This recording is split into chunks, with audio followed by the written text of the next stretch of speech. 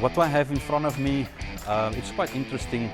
There's a lot of guys stating they do 912 engines and they do 913 engines.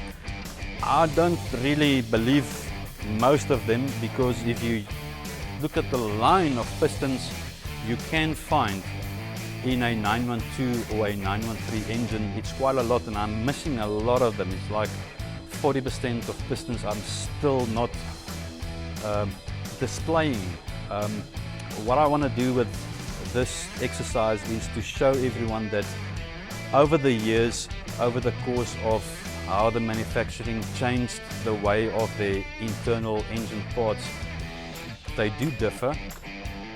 They do change from 4 rings, they go back to 3 rings.